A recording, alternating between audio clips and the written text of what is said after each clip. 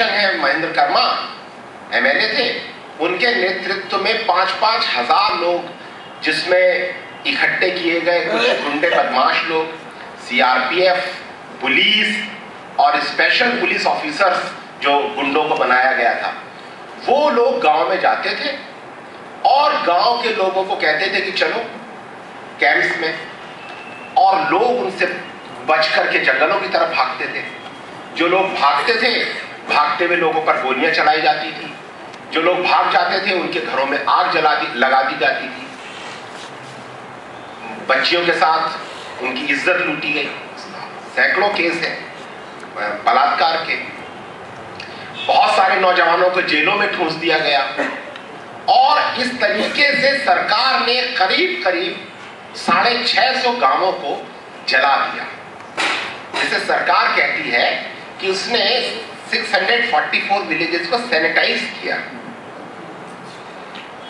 और इसमें करीब 3.5 लाख आदिवासी रहते थे इन गांवों में। उसमें से करीब 50,000 आंध्र प्रदेश और थोड़े महाराष्ट्र, थोड़े उड़ीसा में पलायन कर गए, ज्यादातर आंध्र प्रदेश में।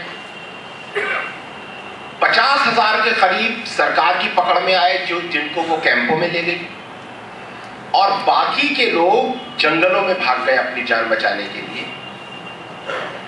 और जंगलों में उनके ऊपर लगातार हमले होते रहे। इन गांवों पर कोई एक बार हमला नहीं हुआ। एक एक गांव पर हमारे पास उदाहरण है 15-15, 20-20 बार हमले हुए। हर बार यही फोर्सेस जाती हैं गांव में। गांव वाले फिर से कोशिश करते हैं कि अपना घर बना लें, अपनी फसल फिर से उगा लें, फिर से जिंदगी शुरू करें। फिर उन दोबारा बनाए गए घरों को फिर से जला दिया जाता है। फिर से उनकी फसलों में आग लगा दी जाती है। लोग जंगलों में अपनी जो भी थोड़ी बहुत, अगर छुप करके जंगल में कहीं पहाड़ी में फसल पैदा करते हैं, उसको पहाड़ों में चट्टानों के नीचे गड्ढा खोद कर अपनी धान छुपाते हैं। और ये लोग जा करके फिर वहां ढूंढ कर उन फसलों को जलाते हैं। मेरे पास फोटोज है, हम इत्तेफाक से उस गांव में गए थे उसी दिन उस गांव में फसल जलाई गई थी। ये महिला खड़ी है और अपनी जली हुई फसल को देख रही है। इसने धान की फसल पहाड़ के नीचे छुपा के रखी हुई थी और इसकी फसल, ये नक्सली है इनके लिए, बूढ़ी महिला। तो इन हालात में, जबकि लोगों को यह महसूस होना चाहिए था कि अगर हम पर कोई हमला करेगा तो ये भारत राष्ट्र और इस राष्ट्र की पुलिस हमारी रक्षा करेगी, नक्सलियों को यह महसूस हो रहा है कि ये राष्ट्र और इस राष्ट्र की पुलिस हमलावर है और रक्षक नक्सलाइट है। यह होना नहीं चाहिए था, लेकिन यह हो रहा है। इस समय आदिवासी नक्सलियों को अपना दोस्त और रक्षक मान रहा है और भारतीय पुलिस को अपना दुश्मन। हमने इस परिस्थिति में हस्तक्षेप करने की कोशिश की। हमारी एक साथी है नंदिनी सुंदर, वो सुप्रीम कोर्ट गई और उन्होंने कहा कि ये सलवा जुलूम जो चल रहा है ये बहुत गैर कानूनी है, इस तरीके से नहीं आप कर सकते आदिवासियों के साथ। और सुप्रीम कोर्ट ने कहा कि बिल्कुल ठीक है।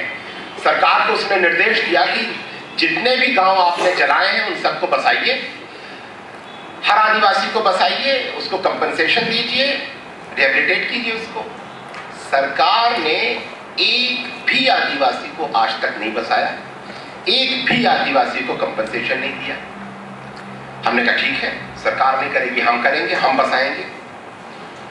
और हमने रिहेबिलिटेशन का काम शुरू किया। और रिहेबिलिटेशन का काम शुरू होने का भी एक विशेष घटना घटी। वहां पर एक गांव है नेंड्रा, उस गांव को 3 बार जलाया गया था पहले। 145 घर वहां जला दिए गए थे। वहां की 4 लड़कियां गायब थी, 10 कत्ल हो चुके थे उस गांव में पुलिस के द्वारा। और सुप्रीम कोर्ट में जो नंदिनी सुंदर का केस है, उसमें एनएचआरसी को निर्देश दिया सुप्रीम कोर्ट ने कि आप जाइए और इन आरोपों की जांच कीजिए। 10 मई 2008 को, ठीक है ना, एनएचआरसी की टीम दंतेवाड़ा आई। हमारे कार्यकर्ता नेंड्रा गांव के लोगों को लेकर के एनएचआरसी की टीम के सामने आए 10 जून को 2008 को। और अगले दिन जब ये लोग वापस जा रहे थे, इन लोगों को कोंटा सल्वाजुडुम कैंप पर इन गांव वालों को रोक लिया गया।